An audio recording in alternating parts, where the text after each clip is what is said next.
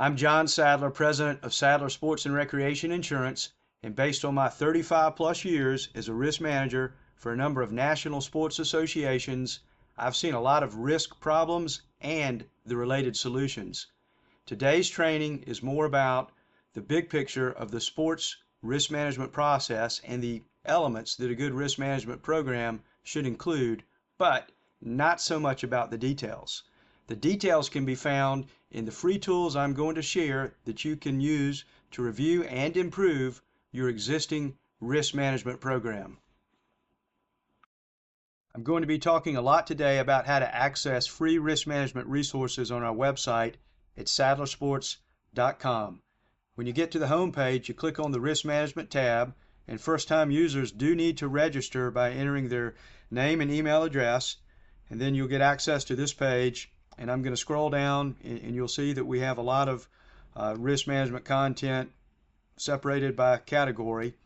I think you'll find this to be very valuable, and we continually add to and update this content. Here's a simple risk management process that I recommend is adapted for sports organizations. First and most important is you want to choose high quality insurance. Next, you want to appoint a risk management officer. I believe you need to have one person who's responsible for pulling everything together. Contractually transfer risk to other parties. Examples would be waiver release or indemnification and hold harmless provisions. Avoid or mitigate high-risk activities such as swimming parties or the overnight exposure. Child abuse, concussions, sudden cardiac arrest, and also mitigate other serious risks such as lightning safety, bleacher collapse, heat illness, and 15-passenger vans. Avoid improper supervision and instruction. Improper supervision is the #1 most common allegation in sports negligence lawsuits, and this is an area where the NAYS training can be invaluable to reduce your risk. Avoid facility and equipment problems.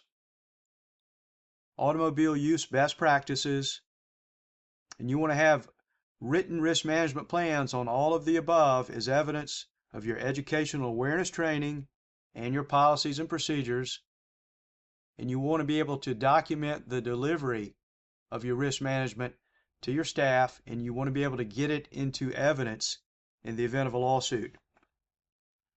For everything that I listed above within the time that I'm allotted, I'm going to try to cover most, but not all, of these topics. But whatever I don't cover, you'll find an article form or risk management template on our risk management webpage. The first and most important step is to choose high quality insurance. Now, this topic was already covered in another training we did entitled Sports Insurance and Waiver Release, but just to review, the minimum policies that are carried by most sports organizations are excess accident, which pays medical bills on behalf of injured participants, general liability, which covers certain lawsuits alleging bodily injury and property damage, directors and officers liability, covers certain lawsuits arising from managerial negligence, crime covers financial loss due to insider embezzlement and theft of property, and equipment covers financial loss due to fire, wind, theft, and vandalism. You want to have adequate limits on all of the above policies to provide protection and to meet field and facility owner requirements. You also want to avoid problem exclusions. An exclusion means something that's not covered. And also other policies may be needed, such as workers' comp, auto, property, and cyber risk. You want to appoint a risk management officer.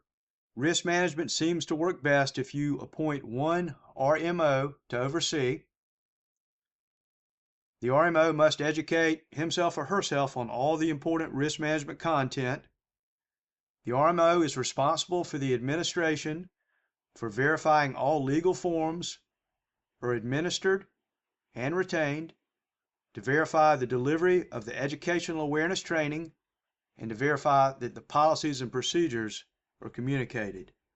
The RMO must be informed of all problems that arise, and trained administrators and coaches should be an extension of the RMO in identifying risk and responding to risk. You want to contractually transfer the risk to other parties whenever you have the ability and the relative power in the relationship to do so. Examples would be waiver release.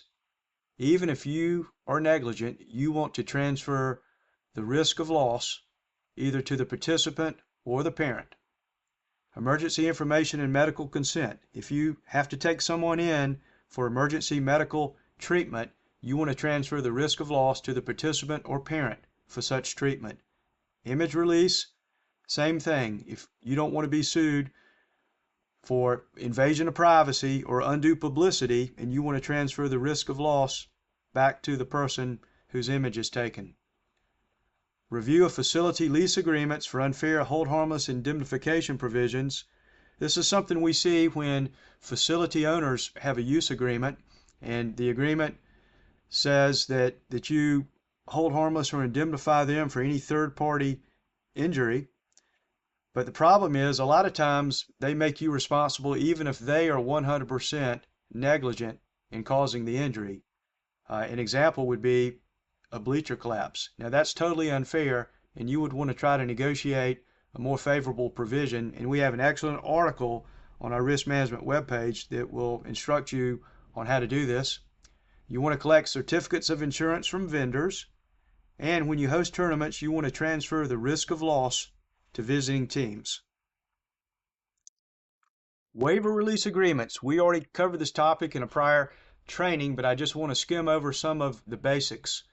They are often a requirement of a general liability carrier as a precondition of coverage.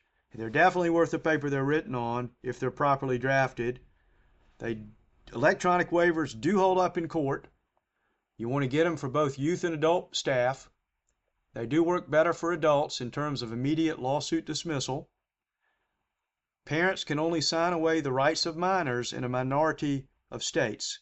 But even so, a waiver release is still valuable even if it doesn't result in the lawsuit dismissal, because they can be evidence of an assumption of risk defense and they will lower the insurance carrier settlement cost. See our risk management webpage. We have a lot of information on waiver release agreements, including sample forms and state-by-state enforceability. You want to collect certificates of insurance from your independent contractors or vendors. Examples are umpires, concession workers, janitorial workers, or field maintenance workers. The negligent actions or inactions of your independent contractors or vendors can subject you to liability. And if they cause you to be sued, you want to make sure it's their insurance that covers the loss and not your insurance, because you don't want to mess up your own loss record, because that could result in a non-renewal or a premium increase on renewal. You want to require them to provide a certificate of insurance which evidences that they have workers' comp, if they're required to have it under state law, and that they carry general liability insurance with an each occurrence limit of at least $1 million, and you want them to name your sports organization as an additional insured. Also, you should have a services agreement with them that has an indemnification and hold harmless provision in your favor, and you should have your attorney review and negotiate this provision. As regards hosting tournaments, injuries to players and adult staff of visiting teams may result in lawsuits against you. You need to verify that your regular insurance covers your hosting of tournaments. If not, you need to purchase a separate tournament host policy. You want to require the visiting teams to provide a certificate of insurance which evidences that they carry excess accident insurance with a medical limit of at least $25,000, that they have a general liability policy with at least a $1 million each occurrence limit, and you want them to name your sports organization as an additional insured under their general liability policy. You also want to draft a tournament host agreement which includes the insurance requirements, a hold harmless indemnification provision in your favor, and possibly other statements of risk management compliance, such as the visiting teams are running background checks and that they comply with the Safe Sport Act. See the Sadler Risk Management webpage for an excellent article on this topic entitled When Hosting Tournaments, Transfer Risk to Visiting Teams. You want to avoid or mitigate high-risk activities. Swimming outings have resulted in a number of big-dollar lawsuits against my clients for either drownings or near drownings in the past, and that's something that I recommend that you avoid. But if you're not going to avoid it, we do have an article on how you can mitigate your risk. Non-sport functions other than practice or games, we see a lot of injuries and lawsuits arise out of team outings and other outings off premises, and that might be something you want to think about not doing. Overnight sleepovers at a coach's house, I think everybody knows that you don't do that anymore in today's world of abuse molestation, but we do have the travel risk when you're going to tournaments, and we do have some suggestions on how you mitigate the risk there under our Safe Sport Act risk management plans. Transportation of participants, that's something that I strongly recommend you stay away from, but if you have to do it, we have recommendations on how to mitigate your risk. And of course, selling of alcoholic beverages, a lot can go wrong there, but you can buy some appropriate insurance to help cover your risk. Child abuse and sexual molestation is the biggest issue right now in youth sports insurance. The insurance carriers have been absolutely killed by big dollar settlements over the past 5 to 10 years. The carriers won't provide this coverage without risk management controls being in place. The typical minimum carrier requirements would be you must run a criminal background check on all adults with access to youth. You must comply with the Federal Safe Sport Act, which has higher standards for national governing bodies and lower standards for other amateur athletic organizations. And by the way, even if you believe your organization does not come under the Federal Safe Sport Act, because if you don't cross state lines, it's still highly recommended that you comply with it anyway, because it has become the standard of care in negligence-based lawsuits regardless. You also want to have an educational awareness training for your adult mandated reporters and your youth participants on sex abuse and molestation and the grooming process. You want to have written policies and procedures, which include policies to help prevent an incident, which would include the buddy system or 2 levels deep. You want a requirement to notify law enforcement within 24 hours of a suspicion, and no retaliation against whistleblowers. See our risk management page. We have some excellent resources on this topic, including 2 different programs that we believe to be Safe Sport Act compliant. And also, I'll mention that NAYS has an excellent course on child abuse. As regards concussion brain injury, various state laws require youth sports organizations to provide training and policies and procedures in this area. And even if they don't, you still want to have this risk management program anyway. They typically entail the adult coach and administrator must have training from CDC or similar. Some of the state laws require video training and some don't. If you don't do video training, it could be document-based training. They often require written policies and procedures for dealing with concussion recognition, mandatory removal from play, graduated return to play protocols, and written medical clearance by a healthcare professional as defined by your state. They often require a fact sheet handout every season for coaches and administrators, and another fact sheet handout every season for the parents and athletes with a sign-off and return requirement. See our risk management page. We have an excellent written concussion brain injury risk management program, and also NAYS has an excellent free course on this topic. You definitely want to have a sudden cardiac arrest or SCA risk management plan, and this topic has gotten a lot of exposure from the Damar Hamlin incident. SCA is a leading cause of death for student athletes during exercise, and presently for youth sports organizations, California and Ohio have mandatory SCA training and fact sheet handout requirements, and a number of other states, if they haven't already enacted legislation, are going to be doing so. See the Sadler Risk Management webpage for a sample SCA risk management plan, and also NAYS has an excellent free course on this topic as well. According to medical experts, heat illness is 100% preventable. Unfortunately, we recently had a case where a client had $1 million plus death claim, so I'm very familiar with this topic now. And definitely all administrators and coaches must be trained on how to prevent heat stroke death.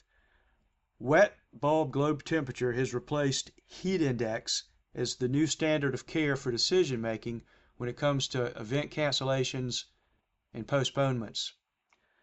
It can cost several $100s to buy a wet bulb globe temperature meter. However, I found that WeatherFX has an app that's available for 99 cents that provides a mathematical approximation of wet bulb globe temperature.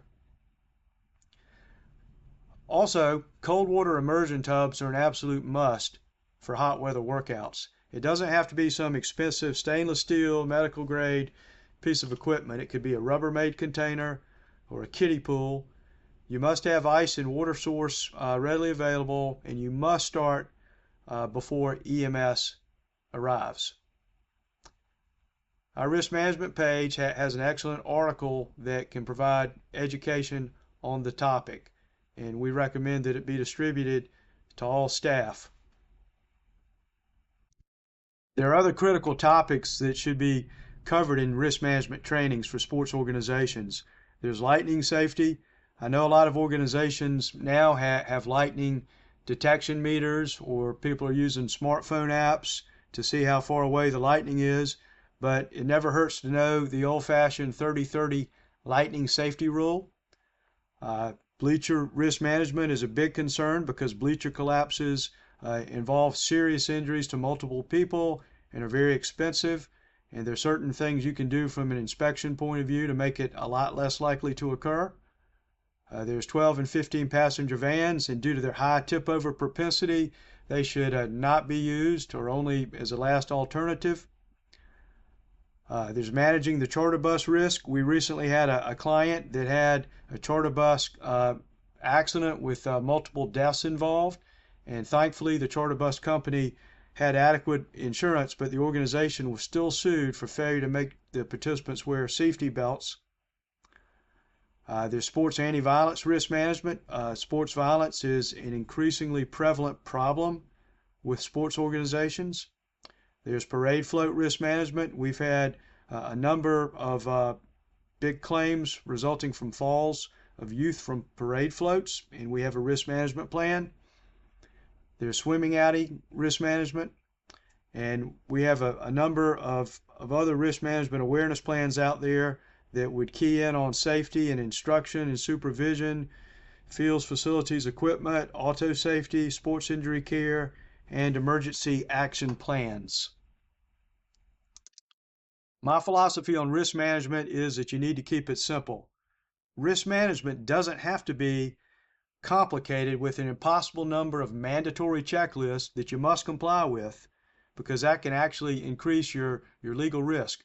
If you have a mandatory compliance item and you don't comply with it, that's kind of a slam dunk case of negligence against you. That's why I like to phrase things as being awareness training versus mandatory compliance. The risk management programs that I design commonly use the word should instead of shall or must, unless compliance is a statutory requirement.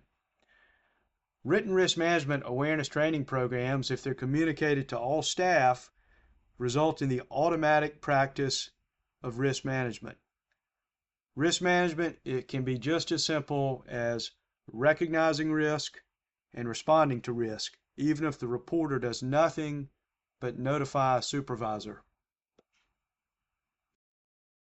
Once you adopt a risk management plan, which serves as both your educational awareness training and your policies and procedures, how are you going to document that you delivered this to your staff members and you got their agreement to comply?